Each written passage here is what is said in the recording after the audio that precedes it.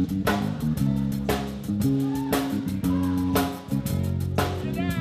are at the sessions. We just gave a great 3-hour presentation here at Cal State, and to have the chance of being able to have you join us. So, with Stevie, you know, you've recorded and had performed with many other great artists. Yeah, I did a lot of stuff. I did Sergio, I did All the Pony Sisters, I did Slow Hand, He's So Shy, I'm So Excited. I even played on Say, Say, Say for Paul McCartney. Oh, man. A lot of people don't know that. And let me tell you about that. Yeah, what's it like? We just did the Queen's Jubilee last year, right? And the 60s, so Paul was there. So I went up and said, Paul, I want to thank you for allowing me to play on your album. So I said, oh yeah, you did that with Michael, didn't you?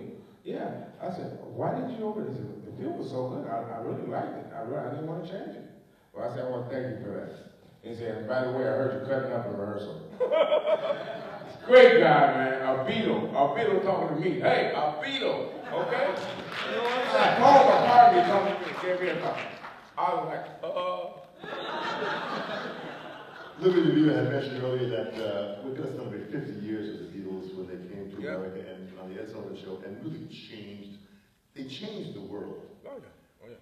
Did you early influence, were the Beatles a part of it? Look, I told you, our fathers worked at factories. I had an I Want to Hold Your Hand, 45, okay? Right. Okay, so, I mean, we was lucky. Beatles was in Detroit during that time, we had a rock club in the middle of the ghetto. I call it ghetto. I didn't know you were French. Yeah. Well, I'm from the ghetto.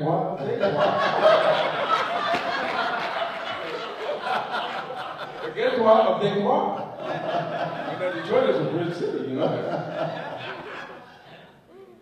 So here you are traveling, maintaining this pace, all these other artists that you play with. I mean, now, Sergio Mendes, that whole Brazilian and total that was one of the highlights when I was a young man, because I didn't know too much about Brazilian. I started I tried to learn everything, and playing with Sergio was like a whole nother world, man, and I loved it. About Lionel Richie?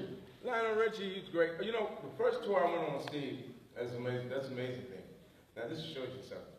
The first day tour I went on Steve, the opening act was the Commodores. Okay? But the Commodores was part, and then Rufus and Chuck Palmer was the other part of the tour. This is 1974.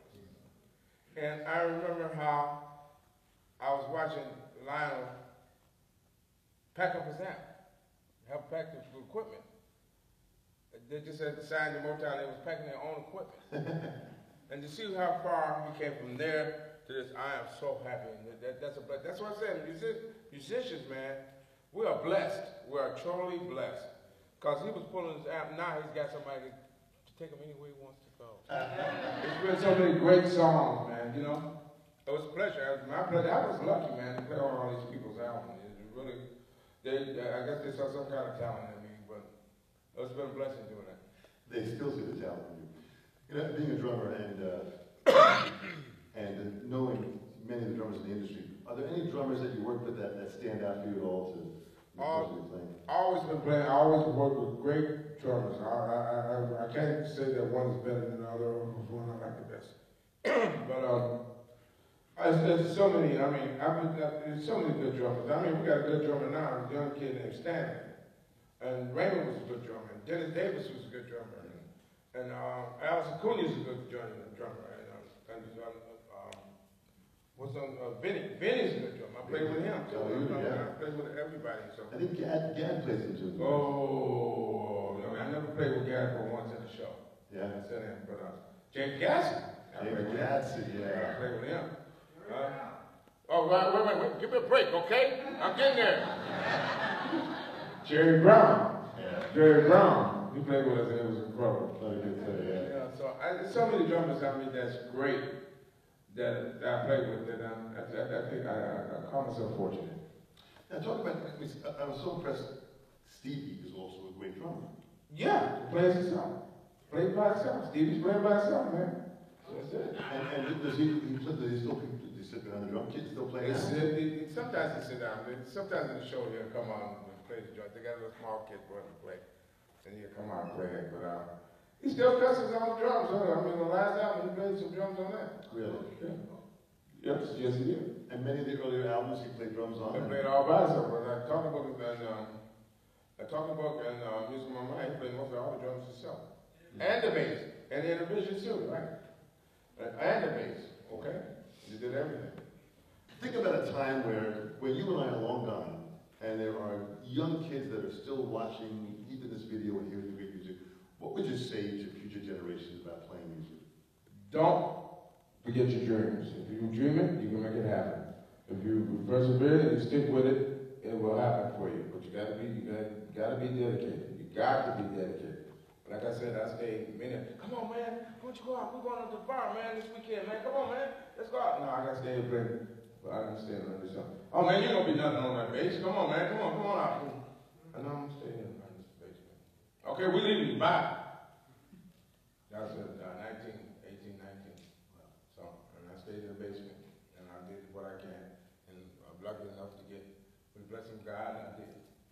And now those people that you wanted to go out and drink with them, they gotta pay to go see you play the city one. The most amazing thing about the job I did. You get to see so much beauty and so much the good and the bad and the ugly. Yeah. You know what I mean? I've seen the richest people in the world and I've seen the poorest people in the world. And when you get that perspective, you learn to value life a lot better. A lot better. Especially, a lot of people here don't realize how blessed they are that they have a refrigerator. Okay? So, you know, that's why everybody's trying to get to America. Because this, you know, this country is it's got to be the best country around. I've been everywhere. I've been every place, and I've been everywhere. But we're really, truly blessed compared to a lot of big places in the world. We are. Well said. You sound really well said. You sound very spiritual. It seems like you have. I was raised in church. Didn't you know that? I was a junior deacon. Say hallelujah, my brother. Hallelujah. My grandfather was a Pentecostal preacher. My daddy was a deacon. Well, what's great about it is you have an incredible sense of humility, which is not seen in a lot of musicians today. You're a humble man. You got to be humble to God first, and then you got to be humble to the next man. I mean, I go by the thing that I give the respect that I demand for myself. So if I'm treating you nice, I expect you to treat me nice. Right. But if I don't treat you nice, I can expect nothing but the bad things to happen. Right. Just life. So I always try to think, I never think about, a lot of cats go about, the ego goes out and they're made fortunate and they're made world, and I don't have to talk to him or I don't have to be bothered with these people. I like to talk to everybody. I don't care, man. People are human. I never look at it that way. That is power.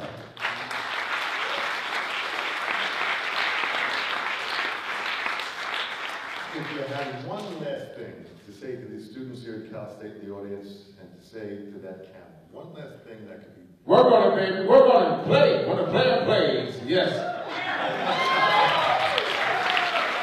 Mr.